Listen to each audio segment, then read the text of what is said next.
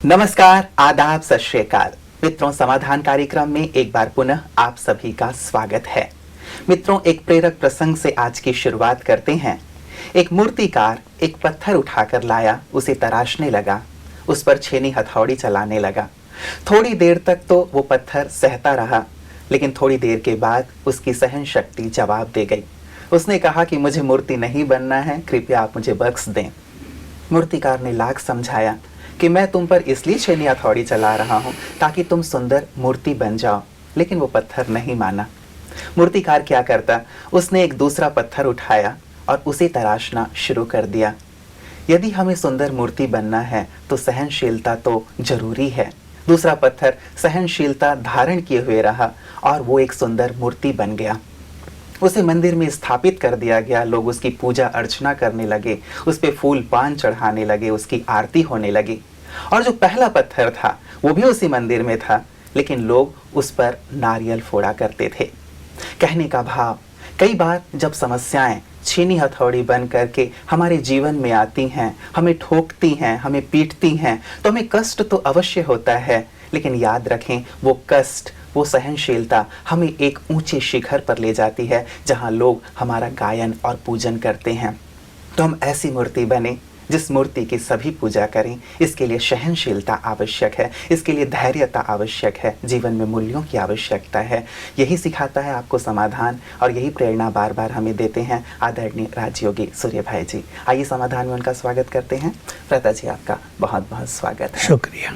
प्रता, एक सुंदर प्रसंग जो आज मैंने पढ़ा, मैंने सोचा कि तमाम दर्शकों के साथ इसकी चर्चा करें, क्योंकि जितनी ज़्यादा हमारे जीवन में समस्याएं आती हैं, कहीं ना कहीं वो समस्याएं हमें आगे की ओर बढ़ाती हैं, हमें पूजनीय और गायन योग्य बना देती हैं। बिल्कुल, सहनशीलता और साथ में अपनी कमजोरियों की महसूसता, ये दोनों ही जीवन के लिए बहुत महत्वपूर्ण चीज़ हैं। मेरे पास कई ऐसे प्रसंग आते हैं। एक बहुत सुंदर बात मैं सभी अपने दर्शकों को कहना चाहूँगा। एक लेडी मेरे पास आई जो अपने पति के साथ लंबा काल तक संघर्ष करती रही, और वो ये सोचती रही कि पति मुझे तंग कर रहा है। और जब उसने राजयोग सीखा, उसको डीप साइलेंस की अनुभूति हुई। अभी वो ज्ञान लिया है उसने 1-1.5 साल से। उसे पहले शायद 32 साल वो अपने पति के साथ जूझती रही और उसको दोष देती रही, तुम मुझे तंग करते हो, सब जगह उसकी शिकायत करती रही। इसका जीवन भी अशांत, उसका जीवन भी अशांत, और बता रही थी कि इसका प्रभाव बच्चों पर बहुत बुरा पड़ा। वो मानसिक रूप से बेचारे इतने स्ट्रॉन्ग, इतने पॉजिटिव नहीं रहे हैं। उनकी भी वो कई व्यथाएं लेकर आई थी। तो कहा, जैसे ही मैंने राजयोग सीखा और मुझे डीप रियलाइजेशन होने लगा, तो मुझे पता चला दोस्त तो मेरा है। और अपना दोष स्वीकार करते ही इसने अपने को चेंज करना शुरू किया कि मेरे अंदर ईगो है, मैं गलत शब्द बोलती हूँ, मैं दूसरों पर दोषारोपण करती हूँ। और इसने अपने को जो चेंज किया, तो इसके जीवन में 1 साल से पूरी शांति हो गई, परिवार में शांति हो गई। और ये देखकर इसका पति भी ज्ञान में आ गया। तो मुझे बता रही थी कि मुझे बहुत बीमारियां लग गई थी, सीवियर सर्वाइकल था, जॉइंट पेन हो गया था, गैस, एसिडिटी और सभी बीमारियों का प्रकोप मेरे देह में दिखाई देता था। लेकिन जब से चित्त शांत हुआ, 1-1.25 साल हुआ है, मेरी सभी बीमारियां जाने लगी। अब थोड़ी सी बची हैं। तो देखिए, सहनशीलता और अपनी कमियों की रियलाइजेशन और उसको चेंज करने की इच्छा, ये एक निर्मल बुद्धि की पहचान है कि मनुष्य अपनी कमियों को, अपनी गलतियों को स्वीकार करता हो। ये महान आत्मा का लक्षण है, और वो उन्हें चेंज करने के लिए तत्पर हो जाए। तो अब इसमें सहनशीलता आ गई। अब बच्चे भी महसूस करने लगे, पति महसूस करने लगा कि इसके बोल बदल गए, व्यवहार बदल गए। बात बात में क्रोध दिखाती थी, अपने पियर घर का नशा दिखाती थी, धमकी देती थी, और अशांति घर में बनी हुई थी। देखिए, दूरगामी परिणाम इसका हुआ था। अब शांत हो गया। बिल्कुल, बहुत सुंदर बात जी आपने कही कि पूरे 32 वर्ष के जीवन में उन्होंने संघर्ष में बिता दिया, और एक छोटी सी बात कि एक रियलाइजेशन कि मुझसे कहीं गलती हो रही है, और राजयोग से जो जैसे उन्होंने अनुभूति की वैसे ही सारा का सारा जो परिदृश्य है वो परिवर्तित हो गया। न केवल शारीरिक तकलीफें दूर हो गईं बल्कि परिवार में भी शांति हो गई। बहुत अच्छा, यही संदेश इस घटना के माध्यम से सबको जाता है कि वो मनुष्य जो अपनी गलतियों को स्वीकार करता है, केवल दूसरों की कंप्लेंट्स ही नहीं करता, जो ये देखता है कि मैं कहाँ गलत हूँ, घर में शांति लाने के लिए, घर में खुशी का माहौल बनाने के लिए मैं अच्छे से अच्छा क्या कर सकता हूँ, जो अपनी जिम्मेदारी महसूस करता है, जो अपने दोष देखकर उन्हें करेक्ट कर लेता है, जो अपने को सुधार लेता है, सब कुछ ठीक हो जाता है। इसलिए बाबा ने हम सबको एक बहुत सुंदर स्लोगन दिया है, खुद को बदलो जग बदल जाएगा। तो खुद को बदलो परिवार बदल जाएगा। ये बहुत अच्छा स्लोगन, महावाक्य यदि हम अपने जीवन में अपना लेते हैं तो जीवन की अनेक समस्याएं स्वतः ही शांत हो जाती हैं, क्योंकि समस्याएं अपनी सहनशीलता की कमी के कारण, अपने ईगोइस्टिक नेचर के कारण, अपने क्रोध के कारण, अपने चिड़चिड़े स्वभाव के कारण बढ़ती जाती हैं। ज्यादातर समस्याएं भ्राता जी इसी के कारण ही है। व्यक्ति झुकना नहीं चाहता है, वो सोचता है कि मैं क्यों झुकूं, और कई परिस्थिति में ऐसा होता है कि जब वो झुकता नहीं है तो समस्याएं बढ़ती ही चली जाती हैं। साइकोलॉजी यही है कि एक व्यक्ति अगर नहीं झुक रहा है तो दूसरा भी नहीं झुकेगा, और एक व्यक्ति अगर सोच ले कि नहीं मुझे नम्र होना है, मुझे फ्लेक्सिबल होना है, मुझे झुक के चलना है, तो दूसरे व्यक्ति को वही संकल्प आएंगे। क्योंकि विशेष रूप से पति पत्नी का जो नाता है वो साइकोलॉजिकली यानी मानसिक रूप से भी दोनों बहुत गहराई से आपस में जुड़े रहते हैं। इसलिए झुककर चलना ये एक महान व्यक्ति की पहचान है। अकड़े रहना ये तो मुर्दे की पहचान है। और देखिए हम एक उदाहरण दिया ही करते हैं कि टहनियाँ पेड़ की जो फ्लेक्सिबल हैं, लचीली हैं, जो झुकती हैं, हवा तेज चले तूफान चले वो तो लहराती रहेंगी, यानी झूमेंगी, आनंद लेंगी, और जो खड़ा है टाइट पेड़ वो टूट के गिर जाएगा। इसलिए घरों की समस्याओं का एक बहुत अच्छा समाधान ये है, अपने जीवन को भी शांत में बनाने का, घर में खुशहाली लाने का एक बहुत अच्छा तरीका ये है कि हमें झुकना सीखना है। कई लोग ऐसा सोचते हैं कि हम झुकेंगे तो दूसरे लोग हमें झुकाते ही रहेंगे, हम ऐसे झुकेंगे वो गर्दन पकड़ के नीचे कर देंगे, पर सब जगह ऐसा नहीं होता है। हम कायर नहीं हैं जो झुक रहे हैं, हम शक्तिशाली हैं जो झुक रहे हैं, हमें ये मान लेना चाहिए। शक्तिशाली व्यक्ति ही झुकेगा, और जो झुकता है वही दूसरे को भी ऊपर उठा सकता है, और इससे जीवन में और परिवार में बहुत अच्छा माहौल पैदा होता है। और वैसे भी कहा गया है भरत, जैसे आपने कहा वीरता की निशानी है, तो कहा जाता है क्षमा वीरस्य भूषणम, क्षमा वही कर पाता है, झुकता वही है जो वीर है। और जैसे आपने कहा नम्रता की बात, तो मुझे भी बात याद आ रही थी कि जिह्वा के लिए कहा जाता है कि जिह्वा बचपन से हमारे साथ रहती है और मृत्यु पर्यंत, जीवन के अंत तक रहती है। दांत आते बाद में है और चले पहले जाते हैं, क्योंकि वो बहुत ज्यादा कड़क होते हैं। और आजकल तो जल्दी जल्दी जा रहे हैं, क्योंकि शायद व्यक्ति की नेचर बहुत कड़क हो गई है। इसलिए दांतों के रोग संसार में बहुत बढ़ रहे हैं। वास्तव में ये सत्य है कि मनुष्य की जो नेचर है उसका प्रभाव उसके पूरे देह पर पड़ता है जी। उसका चेहरा रिफ्लेक्ट करता है कि इस मनुष्य का स्वभाव कैसा है। एक शांत व्यक्ति का चेहरा, उसके नैन सब कुछ अलग होंगे, और एक जो क्रूर व्यक्ति है उसका चेहरा, उसके आंखें, उसकी मूछें सब अलग दिखाई होंगे, रिफ्लेक्टिव वो अलग करेंगे। इसलिए हमें झुकना सीखना है। हमें ये कोशिश नहीं करनी है, हमें ये इंतजार नहीं करना है कि दूसरे झुकें, हमें तो स्वयं को झुकाना है। और झुकने के साथ देखिए, एक लोहे की रोड हो, उसको हमें मोड़ना हो तो हम पहले उसे गर्म करते हैं। जब गर्म हो जाती है तो आराम से मुड़ जाती है।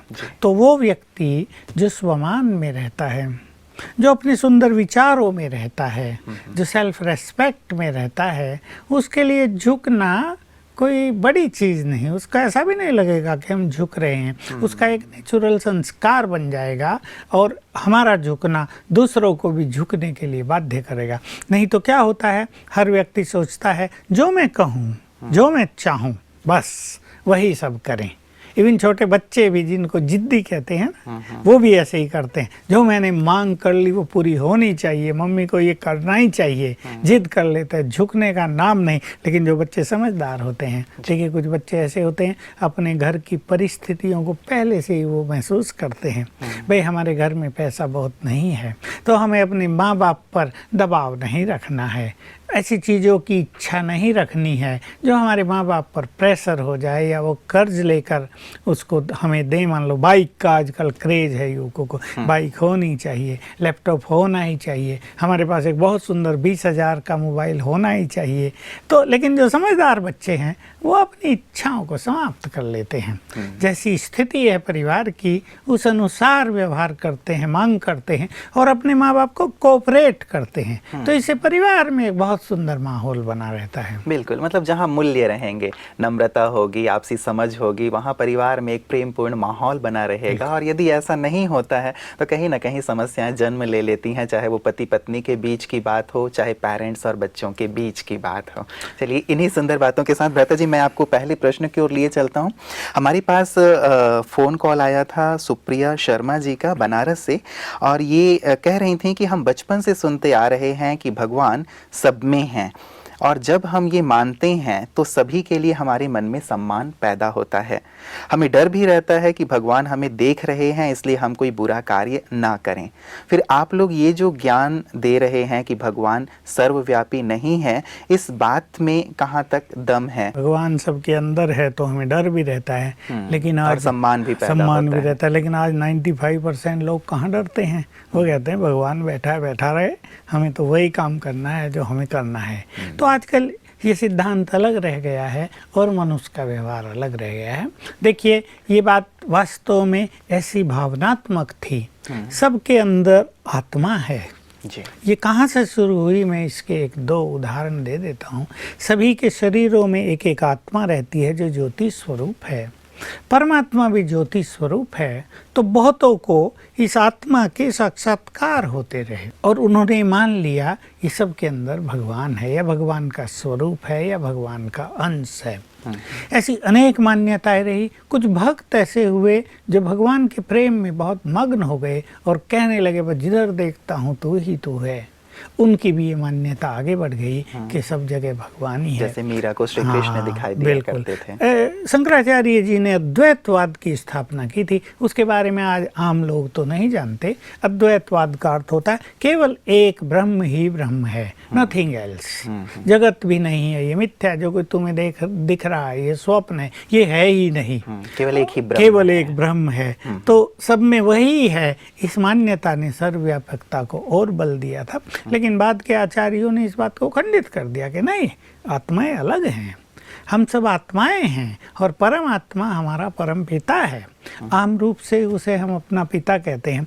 तो पिता और पुत्र दोनों ही अलग होते हैं। पिता को पुत्र के अंदर होने की जरूरत नहीं है।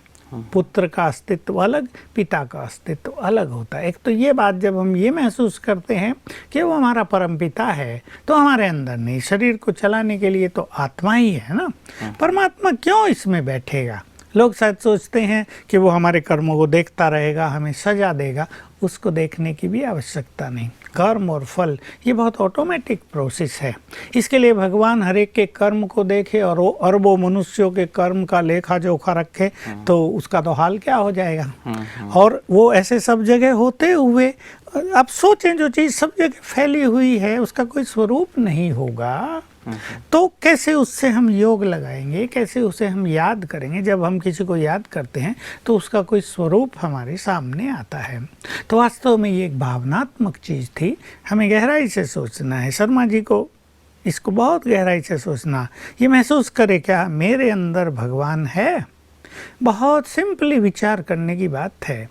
भगवान अगर सबके अंदर होता तो सबके अंदर उसके गुण प्रतीत होते। एक अच्छी आत्मा इस देह में रहती है, उसकी अच्छाई सबको प्रतीत होती है।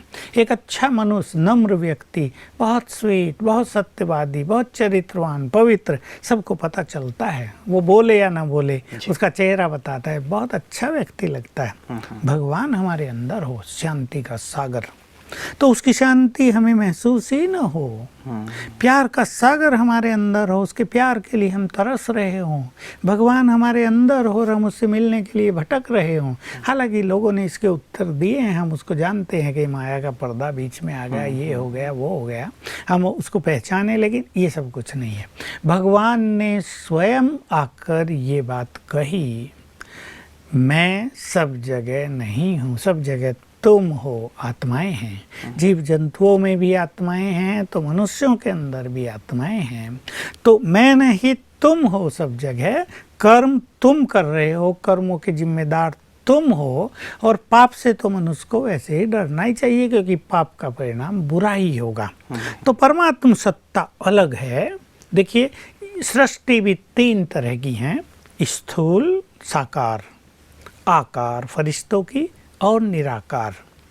आत्माएं और परमात्मा निराकार हैं, फरिश्ते दूसरे वतन में हैं, और इस वतन में साकार मनुष्य हैं। ये स्थूल सृष्टि है। तो जो स्वयं निराकार ही है, वो भला साकार संसार में कैसे हो सकता है? उसका स्थान भी तो निराकार लोक ही है ना, जो ब्रह्म लोक है। फिर हम नाम लेते हैं ब्रह्म लोक, परम धाम, तो वास्तव में उसका धाम सर्वोपरि है, ऊपर एकदम ब्रह्म लोक है, वहीं का वासी है। देखिए, भारत में तो यह मान्यता है कि जब जब धर्म की ग्लानि होती है, भगवान आते हैं। आते कहाँ से हैं? जरूर उसका कोई धाम है। मुक्ति के जिज्ञासु भी ये संकल्प रखते हैं कि हम यहाँ से मुक्त होकर चले जाएं। कहाँ चले जाएं? भगवान के पास जाना है। अगर भगवान यही है तो उसके पास कहाँ जाना है? तो वास्तव में उसका ज्योति स्वरूप है। मैं लोगों से पूछा करता हूँ, भगवान सूक्ष्म अति सूक्ष्म भी है और प्रकाशमान भी है, तो जरूर उसका स्थान है, उसका स्वरूप भी है और उसका स्थान भी है। जब तक हमें वो पता नहीं चलेगा, तब तक हम उससे योग युक्त नहीं हो पाएंगे और उसकी शक्तियों का आभास हमें होगा नहीं। इसलिए भगवान ने स्वयं आकर इस बात को करेक्ट कर दिया कि तुम ये सब बहुत बड़ी भूल करते रहे, कि मुझे सब में व्यापक मानते रहे, ये मेरी ग्लानि तुम करते रहे कि बिल्ली कुत्ते में, गधे घोड़े में तो अच्छी थी भ्राता जी। हाँ। चलिए, परमात्मा ने अब आकर के ये कहा, लेकिन भावना तो बहुत अच्छी थी कि हे प्रभु, मैं जिधर देखता हूँ तू ही तू है, क्योंकि हम उनसे प्रेम करते हैं तो हम हर चीज में उन्हें देखते थे। भावना तो हमारी बहुत अच्छी थी। भावना बहुत अच्छी थी, लेकिन भावना और व्यवहार में, प्रैक्टिकल में अगर बहुत बड़ा अंतर हो जाए, सिद्धांत के विपरीत अगर भावनाएं हो जाएं, तो कहीं ना कहीं मनुष्य में फिर गिरावट आने लगती है। वो भावना उसकी कमजोरी बन जाती है। इसलिए परमात्मा के स्वरूप को जानना परम आवश्यक है। उसके धाम को जाने बिना हम न तो उसके पास जा सकते, न उसके दिव्य स्वरूप का दीदार कर सकते हैं। देखिए, भगवान को सब देखना चाहते हैं, मोटी सी बात है। अगर उसका कोई रूप ही नहीं है, वो सब जगह है, तो देखने का प्रश्न कहाँ है? लेकिन हमारे ऋषि मुनियों को भगवान के रूप के साक्षात्कार भी हुए। उन्होंने उसको महाज्योति के रूप में देखा है, दिव्य ज्योति के रूप में देखा है। हाँ, वो बहुत फैली हुई ज्योति थी, इसलिए उन्होंने मान लिया कि वो सब जगह है। वास्तव में उसने अब इस बात को करेक्ट कर दिया कि मैं ब्रह्मलोक का ही वासी हूँ। भ्राता जी, ये जो अलग अलग हमारे भक्त हैं, जैसे हमने मीरा की बात की कि मीरा ने भक्ति की तो उनको श्री कृष्ण जी के साक्षात्कार हुए, वो दिखाई दिए। कोई हनुमान जी के भक्त हैं, उन्हें वो हनुमान जी की पूजा करते हैं, उन्हें हनुमान जी दिखाई देते हैं। तो ये जो साक्षात्कार होते हैं या इस प्रकार से जब वो मग्न हो जाते हैं तो उन्हें चारों तरफ ये जो दिखाई देते हैं, तो परमात्मा का जो स्वरूप हम निराकार कहते हैं, तो इस रूप में कैसे दिखाई देते हैं? देखिए, ये ऐसा है कि जिस भक्त की जिस इष्ट देव या देवी में अपनी भावना होती है, तो परमात्मा उनको उन्हीं का साक्षात्कार कराते हैं। मान लो एक हनुमान का भक्त है और हनुमान से उसका बहुत प्यार है और वो रात दिन यही भक्ति कर रहा है, मुझे बजरंग बली के दर्शन होने चाहिए तो मेरी ये साधना सफल हो जाए।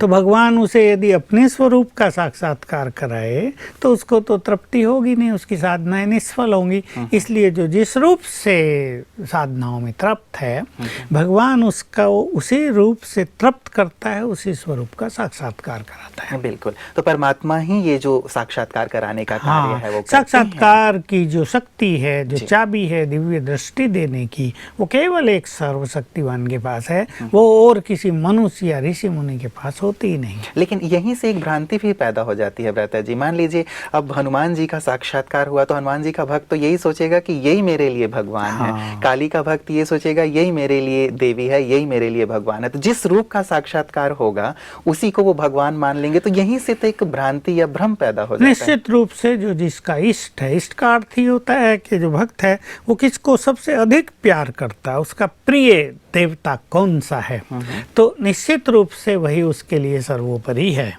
जिसको भी वो पूज रहा है। लेकिन वो ये जानता है कि हनुमान ने भी राम की भक्ति की थी, राम ने भी शिवलिंग की स्थापना की थी रामेश्वरम, जिसकी यादगार पीछे बना जी, रावण से तो युद्ध से रावण पूर्व। से युद्ध से पूर्व, सागर पार करने से पहले। तो कहीं ना कहीं ये सीढ़ियां हैं जो सर्वोपरि जाती हैं निराकार को, और ये सब नीचे नीचे उसकी रचनाएं, उसके ब्रह्मा विष्णु शंकर और फिर अनेक देवी देवता हैं, लेकिन फाइनली बीज वही है। तो इसमें भ्रमित होने की आवश्यकता भी नहीं है, क्योंकि निराकार परमात्मा से सबका नाता नहीं हो पाया। तो फिर ब्रह्मा विष्णु शंकर से हुआ, फिर से राम श्री कृष्ण से हुआ, फिर इन सब देवियों से हुआ, हनुमान आदि से हुआ, और अब गुरुओं से भी हो गया। तो ये भक्ति का भी एक तरह से पतन होता आया है। होनी चाहिए निराकार की, जो सर्वोच्च है, उससे ही सब कुछ मिलेगा। लेकिन अब उसको भी छोड़ के गुरुओं की भक्ति पर आ गए लोग, पेड़ पौधों की और प्रकृति के बहुत सारे तत्वों की पूजा होने लगी। तो ये भक्ति की भी एक लास्ट स्थिति आ गई है, और इसके बाद ये समाप्त होगी। बिल्कुल, हम एकदम जैसे बिखर से गए हैं। तो लगता है जैसे हम यदि हिंदू धर्म की ही केवल बात करें तो कोई किसी की पूजा कर रहा है, कोई किसी की पूजा कर रहा है। कई बार हंसी में लोग कह देते हैं कि श्री कृष्ण के जो भक्त होते हैं वो श्री राम के मंदिर में नहीं जाते, या श्री राम के जो भक्त हैं श्री कृष्ण के पास नहीं जाते। तो इतना बिखराव, इतना बटा हुआ जो है, कैसे हम एक हों, कैसे एक तक पहुंचे? देखिए, ये बात हम भी सुनते आए कि राम के भक्त श्री कृष्ण के मंदिर में नहीं जाते हैं, भले भावना भी रखते हैं, जबकि दोनों को ही विष्णु का अवतार माना गया है। तो फिर ये भेदभाव क्यों होना चाहिए? लेकिन उनकी भावना श्री राम में है तो ठीक है, उनके लिए वही भगवान है। लेकिन भगवान तो आखिर एक ही है। ये विभिन्न जो पूजाएं हैं, पूजा पाठ और धर्म की जो साधनाओं की जो पद्धति हैं, इन सब को समेट कर अब एक की ओर हमें चलना चाहिए। जब तक हमारा नाता एक से नहीं होगा, जो हमारा परम पिता है, तब तक हम सब एक नहीं हो पाएंगे। अब देखिए, हनुमान का भक्त है, हनुमान की कितनी भक्ति करे, वो अपने उसको अपना इष्ट माने, लेकिन वो उसको अपना परम पिता कभी नहीं देखता है। उसको ये भी आभास नहीं होता कि मैं भी आत्मा हूँ। एक व्यक्ति चाहे महाकाली की पूजा कर रहा हो, वो उसको माँ समझता हो, लेकिन माँ के साथ पिता भी तो होना चाहिए, उसे परम पिता का कोई आभास नहीं होता है। तो इन सभी भक्ति की सामग्रियों को यदि हमें एक कर देना है, तो हम फिर से अपने परम पिता से जुड़ें, जो इस सृष्टि का बीज है और इन सभी देवी देवताओं का भी क्रिएटर है। तो उसके पास जब हम पहुँचेंगे, उससे जब हमारा नाता होगा, तो वास्तव में ये सभी भक्ति पूजा पाठ भी उसमें समा जाएगी। फिर हमें एक एक की करने की जरूरत नहीं होगी। जैसे बीज में सब कुछ आ जाता है, तो निराकार से नाता जोड़ने पर ये सब उसमें इंक्लूड हो जाएंगे। कई बार भक्तों का ये प्रश्न होता है भ्राता जी कि मान लीजिए मैं जिनकी पूजा कर रहा हूँ उन्हीं से ही मेरी भावना पूर्ण हो रही है, तो फिर और कहीं जाने की क्या आवश्यकता है? जैसे कई बार गुरुओं के लिए भी कहते हैं कि यदि गुरु जी से मेरी भावना पूर्ण हो रही है तो मैं किसी और गुरु के पास क्यों जाऊं? ऐसे में जब हम परम पिता का सत्य ज्ञान देते हैं तो वो लोग इस बात को कहते हैं कि हम यहीं संतुष्ट हैं। तो उनके लिए क्या कहेंगे? देखिए, बहुत समझने की बात है। भावनाओं का पूर्ण होना, इच्छाओं का पूर्ण होना। गुरु में क्यों भावना होती है? बच्चा नहीं हो रहा था, गुरु ने आशीर्वाद दिया, कुछ किया और बच्चा पैदा हो गया। बिजनेस में लॉस हो रहा था, गुरु के पास पहुँचे, उसने कुछ कराया, बिजनेस ठीक हो गया। किसी को बहुत बीमारी हो गई थी, उसकी बीमारी डॉक्टरों से ठीक नहीं हो रही थी, गुरु से ठीक हो गई, उसमें भावनाएं हो गई। लेकिन यही तो हमारी साधनाओं का कोई अंत नहीं है ना, ये तो बहुत छोटी चीज़ है। परमात्मा से हम जुड़ें, उसका ईश्वरीय ज्ञान लें, हम आत्म शुद्धि करें, लक्ष्य है कि पतित से पावन बन जाएं। लक्ष्य है कि हम अपनी खोई हुई शक्तियों को प्राप्त कर लें। लक्ष्य है कि हम पुनः मनुष्य से देवता बन जाएं। हम परमात्मा के इतने समीप पहुंच जाएं कि उसकी सारी शक्तियां, उसकी संपूर्ण शांति हमारे अंदर आ जाए और हम भी संसार को देने वाले बन जाएं। नहीं तो भक्त बने रहेंगे, हमेशा गुरु के आगे नमन करने वाले, हमेशा दास भाव से रहने वाले। तो भगवान हमें यहीं तक ठहरा देना नहीं चाहता। तुम सब दास बन गए हो, अब जरा महान बनो। तुम सब मांगने वाले बन गए हो, अब देने वाले बनो। तो ईश्वरीय ज्ञान का ये महत्व है कि हमारा स्पिरिचुअल लेवल बहुत ऊंचा उठ जाता है। क्यों हम सदा गुरुओं के आगे हाथ जोड़ के खड़े रहें? क्यों नहीं हम गुरुओं से भी अपना लेवल ऊंचा उठा दें? तो परमात्म ज्ञान, राजयोग हमें इस तरफ ले चलता है। बिल्कुल। तो मतलब हम सीमित ना रहें। कई बार रहता है जी, जैसे आपने कहा कि हमारी इच्छाएं बहुत ही छोटी छोटी हैं कि मुझे बच्चा हो जाए, या मुझे इतनी छोटी सी सफलता मिल जाए, या ये हो जाए। यहाँ से कहीं ऊपर उठने की आवश्यकता है। शायद हम लोग थोड़ी से एक संकीर्ण भाव में हैं कि हाँ, हमारी कामनाएं पूर्ण हो रही है तो हम वहीं तक रहें, लेकिन संपूर्ण सत्य तक पहुंचना, परम सत्य तक पहुंचना, ये भी वास्तव में हर एक व्यक्ति का ध्येय होना चाहिए। देखिए, छोटी छोटी इच्छाएं पूर्ण होने के बाद नई इच्छाएं जागृत हो जाएंगी जी, और इनका तो कोई अंत नहीं। और आत्मा निर्बल होती जाएगी दिनों दिन, मन की शक्तियां क्षीण होती जाएंगी और हम डिपेंडेंट होते जाएंगे कि चलो भाई, ये समस्या आ गई, भागो गुरु जी के पास, ये चढ़ावा चढ़ाओ, ये कर दो। तो एक अधीनता हो गई ना ये। लेकिन ईश्वरीय ज्ञान के द्वारा हम राजाओं का राजा बन सकते हैं। हम अपने स्पिरिचुअल लेवल को इतना ऊंचा उठा सकते हैं कि हम एक स्थान पर बैठे संसार के दुखों को हरने वाले बन जाएं। हम इष्ट देव देवियां बन जाएं, गुरुओं से भी बहुत ऊपर, जिनकी आराधना गुरु लोग भी कर रहे हैं। मैं एक बार शंकराचार्य जी के आश्रम में गया, उनसे मिलना था उत्तराखंड में। तो मैं तो बहुत बड़ी भावनाओं के साथ गया था। वे बहुत बड़े विद्वान हैं। शंकराचार्य माना चारों वेदों के प्रकांड पंडित, बाल ब्रह्मचारी, ब्राह्मण और श्रेष्ठ तपस्वी। तो वहाँ वो थे नहीं, उनके शिष्य थे 2-4। हमें बहुत प्यार से उन्होंने बेचारों ने रखा, जगह भी दे दी अपने आश्रम में, एक रूम भी दे दिया, खाने पीने की सामग्री भी दी। बहुत अच्छा लगा हमें वहाँ जाके जोशीमठ में। तो लेकिन हमने पूछा, भाई शंकराचार्य जी की दिनचर्या क्या होती है, वो कैसे कैसे साधनाएं करते हैं, क्या वो राजयोग की जो साधना है निर्संकल्प समाधि उसका अभ्यास करते हैं? तो उन्होंने बताया, ये तो हमें पता नहीं।